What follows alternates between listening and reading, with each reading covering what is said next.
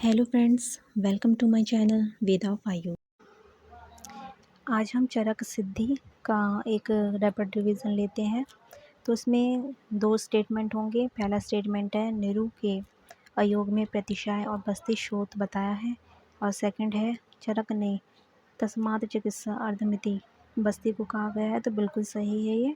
Then पहला है कि मूले निषिक्तो ही यथा द्रुम स्यान्नलच्छद कोमल पल्लव आग्रे, यह उपमा निरु बस्ती के संदर्भ में है, तो ये गलत है। ठीक है।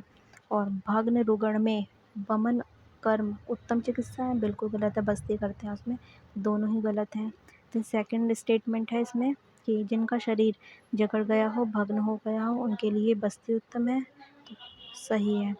जो स्त्री पति के साथ संसार करने पर भी गर्भ ग्रहण ना करे, उसमें बस्ती का वो करना चाहिए, हितकर बताई गई है। देन दूसरा स्टेटमेंट क्या है कि बालक, वो हम दूसरा क्वेश्चन कर रहे हैं। पहला है स्टेटमेंट कि बालक वृद्ध जवान के लिए निरु बस्ती हितकर है, बिल्कुल सही है। निरु बस्ती शुक्र और बल को बढ़ाती है, बिल्कुल सही है। देन नेक्स्ट क्वेश्चन है कि पहला स्टेटमेंट है विरेचन देने के बाद 7 दिन तक निरु नहीं देते, सही है। निरु देने के बाद 7 दिन तक विरेचन नहीं देते, बिल्कुल सही है। देन दूसरा क्वेश्चन है कि विरेचन देने के बाद 7 दिन तक निरु नहीं देते, क्योंकि विरेचन से शून्य शरीर को निरु नष्ट कर देती है। तो असर्शन और रीज़न बिल्कुल करेक्ट है। देन सेकंड क्वेश्चन है कि पहला स्टेटमेंट चरक अनुसार पित्तजन्य रोग में 5 से 7 बस्ती देते हैं, सही है। और वातजन्य रोग में 9 से 11 बस्ती देते हैं, तो बिल्कुल सही है। ठीक है। देन जो कफजन्य है 1 से 3 बस्ती देंगे, उसमें वातजन्य में 9 से 11 बस्ती दी जाती है। देन यहाँ पे दूसरा क्वेश्चन है कि शरद और ग्रीष्म में वर्षा ऋतु में रात्रि में अनुवासन बस्ती देना चाहिए, सही है। चरक के अनुसार शिशिर और हेमंत में तथा बसंत ऋतु में दिन में अनुवासन बस्ती देनी चाहिए, सही है। देन दूसरा क्वेश्चन में पहला स्टेटमेंट है विरेचन के अतियोग में उन्माद और हिक्का होती है, तो ये स्टेटमेंट सही है। शिशिर और हेमंत बसंत में रात्रि में अनुवासन देना चाहिए, तो ये गलत है, रात्रि में नहीं देते हैं, ओके, दिन में दिया जाता है उनको। देन दूसरा क्वेश्चन है पहला स्टेटमेंट है विरेचन के अयोग में तंद्रा अग्निमंद वमन होता है, सही है। विरेचन के अतियोग में कफ पित्त रक्त का क्षय हो जाता है, तो सही है। देन दूसरा क्वेश्चन का पहला स्टेटमेंट है कि सम्यक विरेचन में क्रमशः मल पित्त कफ वायु निकलता है, और दूसरा स्टेटमेंट कैसा है सम्यक विरेचन में जठराग्नि प्रदीप्त होती है। देन नेक्स्ट है इसमें पहला क्वेश्चन है कि तृष्णा मोह मूर्छा निद्रानाश वमन अतियोग के लक्षण है। दूसरा स्टेटमेंट है कि तृष्णा मोह मूर्छा विरेचन के अतियोग का लक्षण है, तो ये वमन के अतियोग का लक्षण है। देन हृत पार्श्व मूर्ध इंद्रिय मार्ग शुद्धि तथा लघु त्वे अपि, ये वमन का सम्यक लक्षण है, सही है। दूसरा कथन है शरीर में स्फोट कोट कंडु गुरुगात्र तथा वमन के हीन योग हैं, बिल्कुल सही है। देन स्टेटमेंट है कि सम्यक वमन में पहले क्रमशः कफ पित्त और अंत में वायु निकलती है, बोलते पित्तांत है लेकिन निकलती वायु है, तो ये बिल्कुल सही है। देन दूसरा स्टेटमेंट है कि विरेचन द्वारा मध्य शुद्धि में बाहर स्रवित होने वाले द्रव पदार्थ का प्रमाण 3 प्रस्थ होना चाहिए, सही है। अब नेक्स्ट है इसमें कि असर्शन और रीज़न है वमन विरेचन के बाद संसर्जन कर्म किया जाता है, क्योंकि रीज़न दे रखा है वमन विरेचन से व्यक्ति की जठराग्नि मंद हो जाती है, इसलिए जठराग्नि को बढ़ाने और स्थिर करने के लिए संसर्जन क्रम करते हैं। अब दूसरा स्टेटमेंट है कि सुखपूर्वक विरेचन के लिए शरीर में मंद कफ होना चाहिए, क्वेश्चन आ चुका है। देन दूसरा स्टेटमेंट है कि सोए दिन से पहले अधिक से अधिक 7 दिन तक स्नेहन करा सकते हैं। देन नेक्स्ट स्टेटमेंट है स्वेदन से पहले कम से कम 3 दिन तक स्नेहन करा सकते हैं। हिक्का किसका लक्षण बताया गया है, तो ये विरेचन का अतियोग भी है और निरो का अतियोग भी है। क्रमशः 3 बस्तियाँ के प्रयोग को क्या कहते हैं, तो कर्म बस्ती कहते हैं, क्वेश्चन आ चुका है इस पर। अनुवासन बस्ती स्नेह को रोकने का काल क्या है, 3 याम, क्वेश्चन आ चुका है। और निरो का क्या होता है, 1 मुहूर्त। कर्म बस्ती में कितनी संख्या है, तो 30 होती है। क्वेश्चन आ चुका है, उत्तम वमन में कितने वेग होते हैं? तो 8 होते हैं। ठीक है, 4 6 8 ऐसे 8 होते हैं। सम्यक वमन में दोष निर्धारण का क्या क्रम है? तो कफ पित्त वात निकलता है, पित्तांत होता है लेकिन लास्ट में वात निकलेगा। क्वेश्चन आ चुका है, किस ऋतु में अनुवासन बस्ती का प्रयोग रात्रि में करवाया जाता है? तो ग्रीष्म वर्षा शरद तीन में कराते हैं। क्वेश्चन आ चुका है, कर्म बस्ती बस्ती के कुल संख्या है, कर्म बस्ती के लिए बोला गया है, ये बस्ती की कुल संख्या 30 है, बिल्कुल सही है। और 18 अनुवासन होती हैं और 12 अस्थापन होती हैं, बिल्कुल सही है। देन जब वमन के 8 वेग आए हों और वमित पदार्थ 2 प्रस्थ निकले और शुद्धि लक्षण उपस्थित हों तो वमन का कौन सा योग मानते हैं? तो प्रवर मानते हैं। देन सर्व च रोग प्रशमाय कर्म हीन अतिमात्रम विपरीत कालम, यह किसके संदर्भ में? तो चरक सिद्धि 1 का श्लोक है, 1/59। देन द्विपरिहार काल किसके लिए कहा है? तो वमन विरेचन बस्ती सबके लिए कहा गया है। शिरो विरेचन के अतियोग होने पर निम्न में से क्या उपक्रम करना चाहिए? तो तर्पण कर मृदु द्रव पदार्थ सेवन करना चाहिए। तिमिर किसका लक्षण है? शिरो विरेचन के अतियोग का लक्षण है। अधः शरीर उदर बाहु पृष्ठ पार्श्वेषु रुग्र अक्ष खर्च गात्रम अनुवासन बस्ती का है। नाभि प्रदेश कटि पार्श्व कुक्षे गत्वा शक्रत दोषचय विलोड्य, तो ये बस्ती के लिए कहा गया है। शाखागत कोष्ठगताश्च रोगा मर्म ऊर्ध्व सर्वाव अव्यंग जाश्च बस्ती के लिए कहा गया है। देन स्तब्ध आशय ये सही संकुचित किसके लिए कहा गया है? तो बस्ती के लिए कहा गया है। मूले निषिक्तो ही यथा द्रुम स्यान निलिच्छद कोमल पल्लव आग्रह, ये किसकी उपमा है? तो ये अनुवासन बस्ती की है, हमने पहले पढ़ा था ना। देन दारण्य वह शुक्र बलप्रद किसे कहा गया है? तो निरु बस्ती के लिए कहा गया है। विट श्लेष्म पित्त अनिल मूत्र कर्ची किसके संदर्भ में? निरु के संदर्भ में है। सर्वार्थ कार्य शिशु व्रत यूना किसके संदर्भ में? निरु बस्ती के संदर्भ में। कुशल वैद्य को अनुवासन बस्ती किस प्रकार देनी चाहिए? तो विषम संख्या में देनी चाहिए।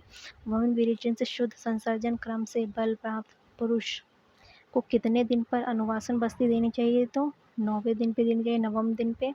वमन विरेचन से शुद्ध और संसर्जन क्रम से बल प्राप्त पुरुष को कितने दिन पर घृतपान कराना चाहिए? तो 9वें दिन पे कराना चाहिए। श्रोतो विशुद्धि इंद्रिय प्रसादे किसके लिए कहा गया? सम्यक योग विरेचन। देन कफास्त्र पित्त क्षय अनिलोत्था विरेचन का अतियोग है।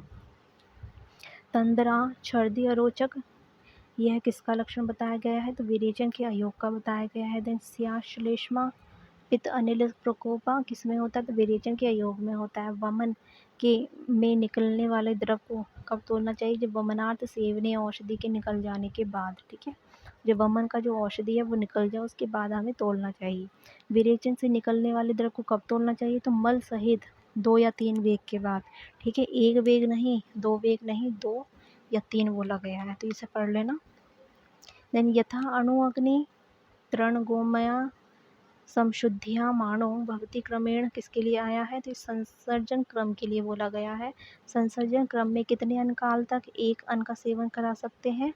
तो 3, 2 या 1 सभी के साथ करा सकते हैं। संसर्जन क्रम में सेवनीय द्रव्य का क्रम क्या है? तो पेयावलेपी अकृत कृत यूष अकृत कृत मांस रस। उचित रूप में स्नेहन स्वेदन होने के बाद बल अनुसार सर्वोत्तम किस द्रव्य का सेवन कराना चाहिए? तो वमन का कराना चाहिए। किस दोष के अल्प होने पर बिना कष्ट के विरेचन हो जाता है? तो अल्प क्या होता है? तो मंद कफ होता है। क्वेश्चन आ चुका है, किस प्रकृति के पुरुष को बिना कष्ट के वमन हो जाता है? तो कफ प्रकृति के हो जाता है। वमन कर्म से पूर्व निम्न में से कौन सा आहार देते हैं? तो ग्राम्य पशु पक्षियों का मांस या मांस रस, जलीय पशु पक्षियों का मांस दे सकते हैं, आनो पशु पक्षियों का मांस दे सकते हैं, तो सबका दे सकते हैं। शुष्मेशु यनेशु लीनम डैश दोषम नियति द्रव्यत्वम किसके बारे में बोला गया है? तो स्नेहन के बाद स्वेदन का ये लाभ बताया गया है। देन सात्मीय भवती सप्त दिनात परम तो किसके संदर्भ में? तो स्नेहन के संदर्भ में। चरक सिद्धि के प्रथम अध्याय में अग्निवेश द्वारा कितने प्रश्न पूछे गए हैं? तो 12 पूछे गए हैं। वमन की प्रवर शुद्धि में क्रमशः कितने वेग आते हैं और कितना मल निष्कासित होता है? तो 8 वेग निकलते हैं और 2 प्रस्थ मल निष्कासित होता है। निम्नलिखित में से कौन सा नीरू बस्ती का अयोग लक्षण है? तो प्रतिशय अयोग लक्षण है। ये क्वेश्चन आ चुका है। विरेचन की प्रधान शुद्धि में मान की शुद्धि मात्रा कितनी बताई गई है? तो 4 प्रश्न बताई गई है। क्वेश्चन आ चुका है। यदि शिरोविरेचन का अयोग हो जाए और तो स्नेहन कराने के बाद क्या देना चाहिए? तो तीक्ष्ण शिरोविरेचन देना चाहिए। गलोपलेप निष्ठीवन शिरोविरेचन का कौन सा लक्षण है? तो ये अयोग है शिरोविरेचन का। चरक के अनुसार योग बस्ती की संख्या 8 होती है। नीरू बस्ती का निषेध क्या है? तो शतशीर्ण राज्य क्षमा मूर्छा सभी हैं। कफज रोगों में अनुवासन बस्ती की संख्या 3 है।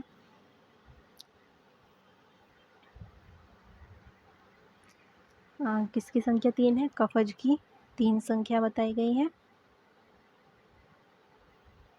देन बस्ती सदैव कैसी देनी चाहिए? तो अयुग्म संख्या में देनी चाहिए। किसके अतियोग के लक्षण विरेचन अतियोग के समान बताए गए हैं? तो नीरू के अतियोग के समान बताए गए हैं। देन किस व्याधि में भ्रंगण बस्ती का निषेध है? तो कुष्ठ उदर मेदस्वी सभी में निषेध है। चिकित्सा अर्ध किसे कहा गया? बस्ती को कहा गया। काल बस्ती में प्रोजीय कुल बस्ती की संख्या कितनी है? 16 है। डैश वय स्थापित बस्ती को कहा गया है। देन चरक के अनुसार वमन के सम्यक लक्षणों में दोष का निर्णय क्रम है। तो कफ पित्त वात है। ठीक है। चरक के अनुसार वमन द्वारा उत्तम शुद्धि में बाहर स्रवित होने वाले द्रव पदार्थ का प्रमाण कितना होना चाहिए? तो 2 प्रस्थ होना चाहिए। चरक के अनुसार वमन द्वारा मध्य शुद्धि में बाहर स्रवित होने वाले द्रव पदार्थ का प्रमाण कितना होना चाहिए? तो 1.5 प्रस्थ होना चाहिए। चरक के अनुसार वमन द्वारा हीन शुद्धि का बाहर स्रवित होने वाले द्रव प्रमाण कितना होना चाहिए? तो 1 प्रस्थ होना चाहिए। और अगर हीन शुद्धि पूछा जाता तो 2 प्रस्थ होता। मध्यम शुद्धि में कितना विरेचन निकलता है? तो 3 प्रस्थ निकलता है। उत्तम शुद्धि में 4 प्रस्थ होता है और प्रवर शुद्धि में 30 वेग आते हैं। मध्यम शुद्धि में कितने वेग आते हैं? 20 आते हैं और हीन शुद्धि में 10 आते हैं।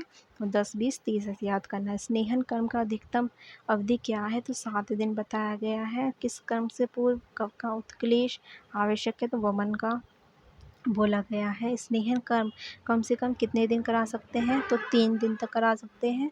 और काल बस्ती कर्म में अनुवासन बस्ती की संख्या कितनी है? तो 10 है। विरेचन में मान की जघन्य शुद्धि की मात्रा कितनी है? तो 2 प्रस्थ है। सबसे कम होता है जघन्य। ठीक है। प्रावृट शरद बसंत ऋतु में नस्य का प्रयोग करना चाहिए। ठीक है, सही है। चरक सिद्धि अनुसार दुर्दिन में नस्य नहीं देते, बिल्कुल सही है। चरक के अनुसार न्यूतन शिर में से स्नान किए हुए रोगी को शिरोविरेचन नहीं देते। क्यों? क्योंकि ऐसा करने में प्रतिशय हो जाता है, बिल्कुल सही है। देन दूसरा स्टेटमेंट है उसमें कि न्यूतन प्रतिशय से पीड़ित रोगी को शिरोविरेचन का अयोग्य होता है। ठीक है, इससे क्या होता है कि वो और बढ़ जाता है। ठीक है, रीज़न में आया है ये। और गर्भिणी को नस्य देने से बालक पक्ष हत से पीड़ित हो जाता है, ये सही है आपका। देन चरक सिद्धि अनुसार सिर से स्नान किया हुआ विरेचन शिरोविरेचन के अयोग्य बताया गया। अभी वो बताया था क्योंकि प्रतिशय हो सकता है उसे। चरक सिद्धि अनुसार पांडु रोग अनुवासन बस्ती के योग्य है, सही है। नहीं है सही कि पांडु रोग जो है वो अनुवासन के अयोग्य है।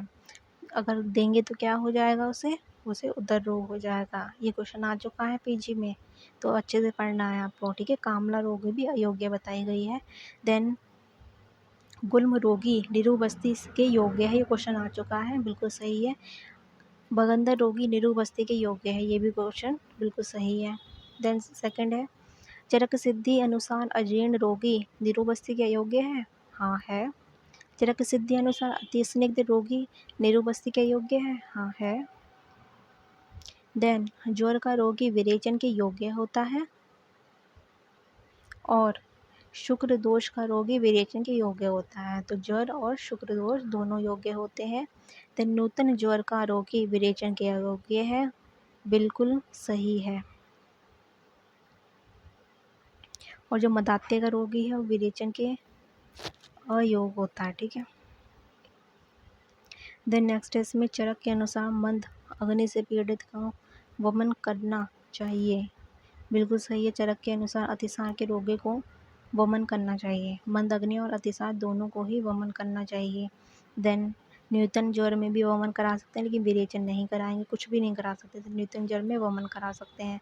राज्य क्षमा में रोगी को वमन कराते हैं, बिल्कुल सही है। ऊर्ध्वगत रक्तपित्त में वमन नहीं कराना चाहिए, हाँ बिल्कुल सही है, नहीं कराते हैं। और ऊर्ध्व रक्तपित्त को रोगी जब वमन द्रव्य सेवन करता है तो वमन द्रव्य समान वायु को ऊपर ले जाकर प्राण को नष्ट कर देती है और रक्त को अधिक मात्रा में स्राव करती है। तो ये गलत स्टेटमेंट है। अब इसमें असर्शन रीज़न है कि अति स्थूल अति कृश को वमन नहीं कराते, क्यों? क्योंकि ये दोनों दुर्बल होते हैं और वमन औषधि के बल को सहन नहीं कर पाते, तो सेवन करने से प्राण नष्ट हो जाते हैं। सही असर्शन रीज़न है। चरक के अनुसार तिमिन रोगी वमन की अयोग्य बताया गया है, सही है ये। देन गुल्म रोगी वमन के अयोग्य है और हृदय रोगी वमन के अयोग्य है, दोनों ही अयोग्य बताए गए हैं। देन अति कृश वमन के अयोग्य है, अति कृश वमन के अयोग्य बताया गया है। अनस्थापक रोग कौन सा है? तो अजीर्ण है, क्वेश्चन आ चुका है। चरक के अनुसार स्थिति में नस्य का निषेध किया गया है, तो न प्रतिशय में नहीं देते हैं, ये क्वेश्चन आ चुका है। पीनस अर्धावेदक मन्यस्तंभ में दे सकते हैं। शिरोविरेचन निषेध है, तो विरिक्त में निषेध बताया गया। विरेचन जिसे दिया गया हो उसे शिरोविरेचन नहीं दे सकते। वमन से पहले दे सकते हो, लेकिन विरेचन के बाद नहीं दे सकते। ये क्वेश्चन पढ़ चुके हैं हम। अनुवासन बस्ती निषेध है, किसमें? पांडुकामला आर्ष में, अगर दे दिया तो उधर रोग हो जाएगा। नस्य किस ऋतु में करना चाहिए? प्रावरट में करना चाहिए, क्वेश्चन आ चुका है ये। न प्रतिशय के रोगी को नस्य देने का क्या परिणाम होगा? स्रोतस व्याप्ति होगा। गर्भिणी स्त्री को नस्य देने से क्या परिणाम होगा? तो गर्भस्तंभ, कोड़ी, पक्षाघात हो सकता है। नस्य देने से क्या परिणाम होता है? अनुवासन के बाद अगर आपने नस्य दिया तो शिरो, गौरव, कंडू और कृमि होगा। विरेचन के बाद नस्य देने से क्या परिणाम होता है? वात प्रकोप, इंद्रिय उपघात होता है। नभ, ज्वर, शोक, अभिघात से पीड़ित व्यक्ति में नस्य देने से क्या परिणाम मिलता है? तो तिमिर होता है उसे और ज्वर की वृद्धि होती है। शिर से स्नान किए हुए व्यक्ति को नस्य कराए तो क्या होगा? प्रतिशय होगा। पीत, स्नेह, मध्य, तोय, आतुकानाम, इस अवस्था में नस्य दिया तो क्या हो सकता है? मुख, नासास्राव, अश्रुपदेह, तिमिर और शिरोग्रह हो सकता है, शिरोरोग। अजीर्ण के रोगी को नस्य देने से क्या विकार उत्पन्न हो सकता है? तो कास, श्वास, वमन, प्रतिशय सब हो सकता है। प्रमेह व्याधि से पीड़ित रोगी को अनुवासन बस्ती देने से कौन सा विकार उत्पन्न होता है? तो उदर रोग उत्पन्न होता है। नव, ज्वर और पांडु रोग से ग्रस्त व्यक्ति को अनुवासन दिया तो क्या विकार होगा? तो उदर रोग का क्वेश्चन आ चुका है। दारुण कोष्ठ वाले व्यक्ति को विरेचन दिया तो हृतशूल, पर्व, वेद और मूर्छाक्रम हो सकता है। देन मुंजा, दिशिका, मित्व, वासक्ता, केवलम, विकारकरम, दोषम, अपकर्षति, यह किस क्रम के बारे में? शिरोविरेचन के बारे में है। प्रधानतम, मित्युक्तम, वनस्पति मूल छेदवत, निरो बस्ती के लिए बोला गया है। देन ये उपमाएं हैं, ठीक है। एतियुक्तम, अग्नि उपशमने, अग्निग्रहवत, विरेचन की उपमा है। केदार से तुभेदे, शल्याद, शोदोष, विनश्वत, ये वमन के लिए बोला गया है। अर्श रोग में अनुवासन बस्ती देने से क्या व्याधि होती है? तो आत्मान होता है। अनुवासन बस्ती के योग्य कौन सा बताया गया है? तो पित्तज अभिषेद, कफ अभिषेद और कृमि कोष्ठ होता है। द निरू बस्ती के अयोग्य कौन है? तो भुक्तवत, पितोदक और कोष्ठ रोगी है, कुष्ठ रोगी, ठीक है। किस व्याधि में विरेचन कर्म निर्दिष्ट है? तो हलीमक, वात, रक्त, कृमि कोष्ठ में दे सकते हैं। वमन विरेचन कर्म दोनों वर्जित किस में है? तो क्षतशीर्ण, अतिस्थूल, अतिकृश और गर्भणी सब में ही अयोग्य है। वमन कर्म किस में करा सकते हैं? तो अधोरक्तपित्त में करा सकते हैं, बहुत ईजी है तो। देन गर्भणी, गर्भ संभेद, सकाण, कुणी, पक्षहत, पीठ सर्पी व जायेद किसके लिए बोला गया है? तो नस्य के लिए बोला गया है। चरक सिद्धि अध्याय 2 में कितनी चिकित्सा का वर्णन है? तो 5 चिकित्सा का वर्णन है।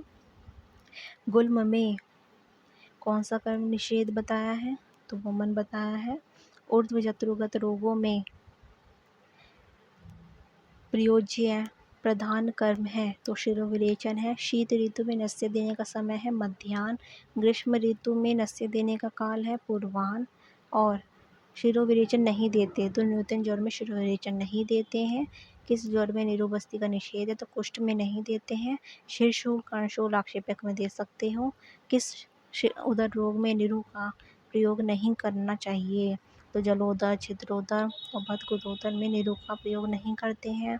निरोबस्ती के अयोग्य है तो सूतिका, आमतिसार और मधु में सभी अयोग्य बताया गया है। वमन करना उचित है तो नूतन ज्वर में वमन कर सकते हो। वमन का निषेध किया गया है तो ऊर्ध्ववात में किया गया है। क्रमिक कोष्ठ में निर्दिष्ट कर्म कौन सा है तो निरु और विरेचन है। तिमिर योग्य है किसके, विरेचन के योग्य है। निम्न में से किस व्याधि में वमन नहीं करते तो उर्शत में नहीं करते हैं। वमन के अयोग्य रोगी कौन है तो सभी बताए गए हैं, उदावर्त, मूत्राघात और तिमिर, all of the above. Then assertion reason है कि चरक सिद्धि अनुसार सम्यक निरो हो जाने के बाद वातजन्य विकृति में मांस रस के साथ भोजन कराना चाहिए। सही है। वात का स्थान पक्व आशय है लेकिन इसका रीजन करेक्ट नहीं है। दिन वातजन्य विकृति में बिल्व से सिद्ध तेल से अनुवासन बस्ती देनी चाहिए। सही स्टेटमेंट है।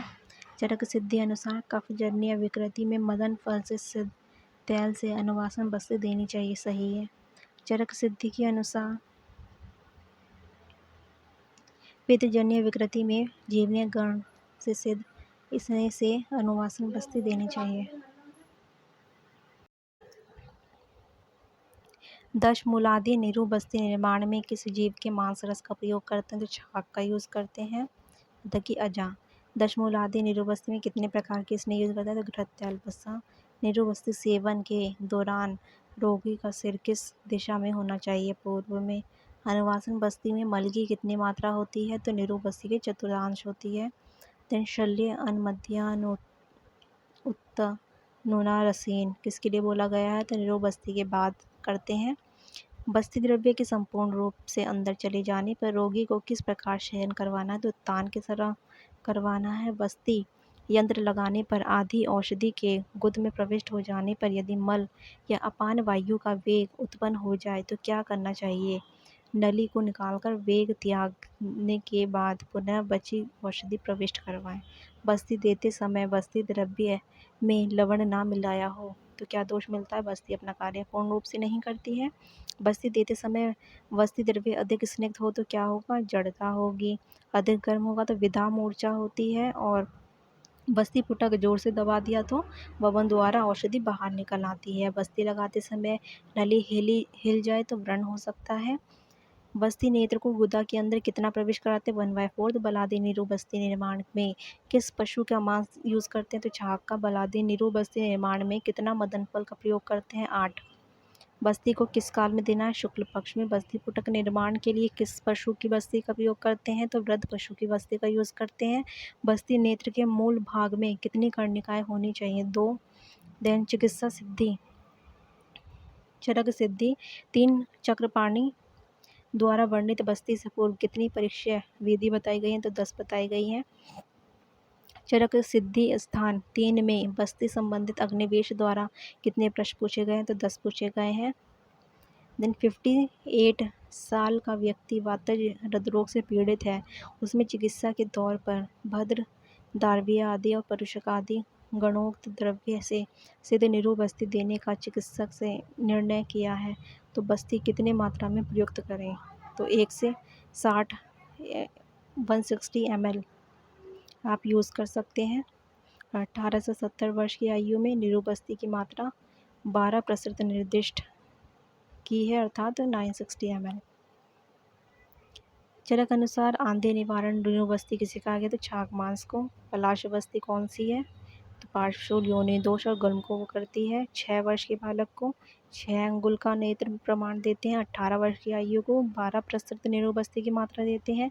18 से 70 वर्ष की आयु में निरो बस्ती की मात्रा 12% है। 12 वर्ष तक के बालक में जो नेत्र का छिद्र है वो कलाई के समान होता है। 70 वर्ष के ऊपर की आयु वाले निरो बस्ती की मात्रा 10% है। 1 वर्ष के बालक के लिए निरो बस्ती की मात्रा 0.5% होती है। निरोबस्ती निर्माण क्रम में सबसे अंत में क्या मिलाते हैं, तो क्वाथ मिलाते हैं। निरोबस्ती कब देते हैं, भोजन के जीर्ण होने पर। 2 वर्ष के व्यक्ति में बस्ती नेत्र की लंबाई 8 अंगुल होती है, 20 वर्ष के में 12 अंगुल, और 1 वर्ष के बालक को कितनी होती है, 6 अंगुल। 6 वर्ष के बालक में 6 अंगुल। 20 वर्ष के बालक में कितना नेत्र प्रमाण है, तो 12 अंगुल, और 20 वर्ष के में 12 अंगुल है। ठीक है। मात्रा बस्ती स्नेह बस्ती की ह्रस्व मात्रा है। मात्रा बस्ती भ्रंगण और वात रोगनाशक है, सही है। एक्सेप्शन रीज़न है कि स्नेह बस्ती निरोबस्ती में से किसी एक बस्ती का अधिक प्रयोग नहीं करना चाहिए। क्यों, क्योंकि अधिक स्नेह से जठराग्नि नष्ट हो जाती है, और अधिक नीरू से वात प्रकोपक हो जाता है। देन नेक्स्ट है इसमें एक्सेप्शन रीज़न ही है कि बिना भोजन की अनुवासन बस्ती नहीं देनी चाहिए। क्यों, क्योंकि बिना भोजन दिए अनुवासन बस्ती देने से वह कंठ से ऊपर आ जाती है, वमन हो जाता है। ठीक है। दूसरा स्टेटमेंट की चरक के अनुसार स्नेह बस्ती के 6 व्यापक बताए गए हैं। ठीक है। अनावृत जन्य अनुवासन बस्ती की चिकित्सा क्या है, तो उसकी मृदु विरेचन कराते। क्वेश्चन आ चुका है। ठीक है। मात्रा बस्ती में प्रयुक्त स्नेह की मात्रा होती है तो 1.5 पल होती है, ये भी क्वेश्चन आ चुका है। स्नेह बस्ती के व्यापक 6 बताए गए, क्वेश्चन आ चुका है इस पर। न च एव गुदकंडाभ्य दध्यात स्नेहम न अनंतरम किसके लिए कहा गया है, तो वात के लिए कहा गया है। ये जीवनीय तेल अनुवासन बस्ती उपयोगी है, तो मूत्र दोष, रजोदोष, रेती दोष सब में। उष्णोदक के लाभ क्या है, स्नेह अजीर्ण पाचन, कफ वेदन, वायु अनुलोमन। भ्रंगणवात रोगाणुत किसका गुण है, तो मात्रा बस्ती का गुण है। दुर्बल और बात भग्न में उपयोगी बस्ती है मात्रा बस्ती। आम दोष के लक्षण मिलते हैं अनावृत बस्ती में। उदावृतनाशक चिकित्सा किस स्नेह व्यापद में दे है, तो पुरुषावृत में। देन क्षीण शुक्र से डैश बलप्रद अनुवासन बस्ती। वमन विरेचन निरो अनुवासन के बाद क्या देना चाहिए, उष्ण जल, अंग मर्द, ज्वर, आदमान, स्तंभन, पीड़ने। निम्न में से किसका लक्षण वातावृत स्नेह का स्नेह बस्ती व्यापद नहीं है, वातावृत, पित्तावृत, अनावृत, तो सभी हैं, इसमें से कोई नहीं है। कभी कभी क्वेश्चन आ जाते हैं ऐसे। वात पित्तनाशक अनुवासन बस्ती कौन सी है, तो जीवंती आदि यमक कहते हैं। देन उत्क्षिप्त बस्ती दाता दोष है। ठीक है। और सवात बस्ती दाता दोष है। ठीक है, दोनों सही है। देन नेक्स्ट है इसमें उल्लुप्त बस्ती दाता दोष है, सही है। सवात बस्ती दाता दोष है, बिल्कुल सही है। देन बस्ती नेत्र ह्रस्व होना एक बस्ती नेत्र दोष है, और बस्ती नेत्र वक्र होना एक बस्ती नेत्र दोष है। Thanks for watching.